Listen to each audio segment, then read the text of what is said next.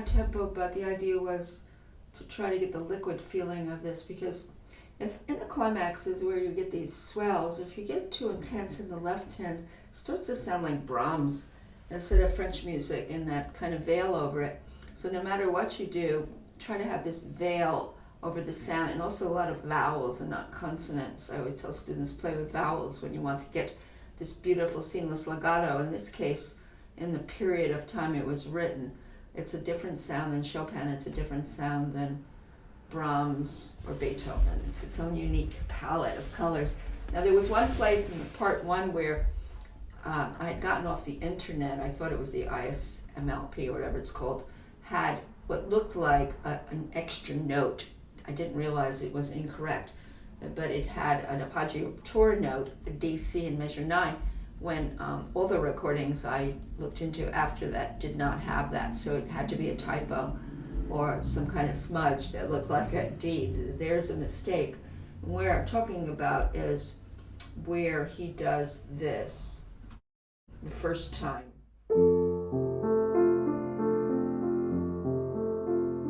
It's just a twin measure. It's basically what it is. There's not a change in the first of the pair of measures. So the veiled sound is the big deal here. And I get it from just thinking, dragging fingers over the keys, that it's not a hard turf, but it's very undulating kind of surfaces, like almost quicksand. Or you could think water, you could think honey. You have to kind of know when you're shaping these phrases that you're not going up and down vertical, but you're knowing little sub-destinations and then overall thread of the line. And when I sing, and I think it's very good to sing, you don't have to be a great singer, but you have to kind of breathe your singing through.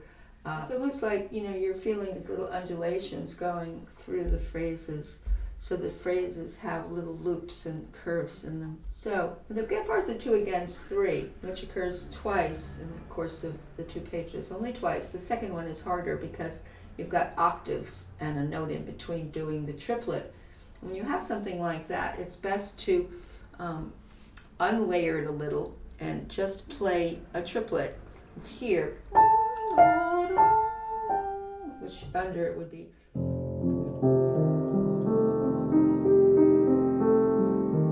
And notice no twisting with the arms every time you shift your thumb under, but you're just lateral floating, very important to this execution of this piece, so we don't want the bumps and the lumps. But back to that place which is tricky, where you have against.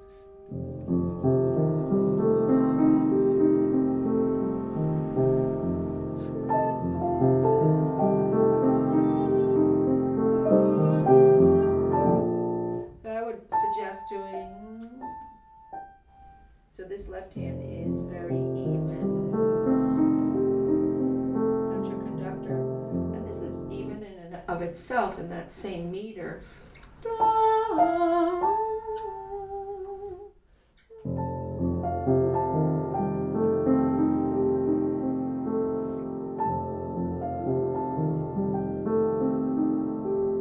Pretty much it. So don't try to force a triplet, a note to go between an eighth, 2/8 notes, or it starts to sound like, here comes the 2 against 3. So that's about it for the first 2 pages. I'm going to continue this onward as I review this piece. It was 20 years ago or more that I learned it. And the biggest change this time around was fingering, where I realized that it's better to have larger groups of fingers on either side of your thumb, so you don't have too many thumb shifts that interrupt the flow. You can see why when you get to a place like this, where this works so well. Here.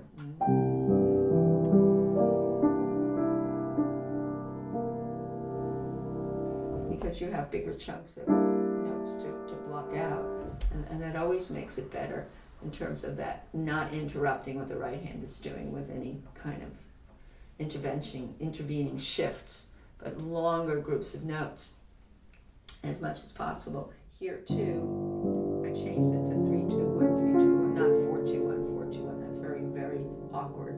But you have to float the piece, float it.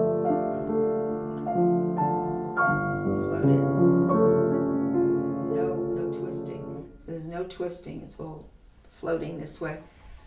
So that's the other thing.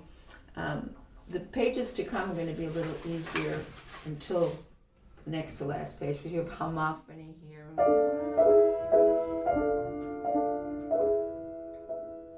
It's not going to have any left hand running up and down like arpeggios that are so challenging, but I think starting in measure maybe 76, you have an interesting counterpoint that's quite tricky between the hands, very tricky. 76, 77, 78, 79, 80, and 81 are going to be very tricky. I'm going to be looking at those today especially. And then the last page basically brings back most of the ideas of the beginning with going into E flat at some point in 88, which we haven't seen before, that harmony, which is the lowered seventh of F major going into a major chord, which we haven't had before. And then we're going to have this coming back. So beautiful.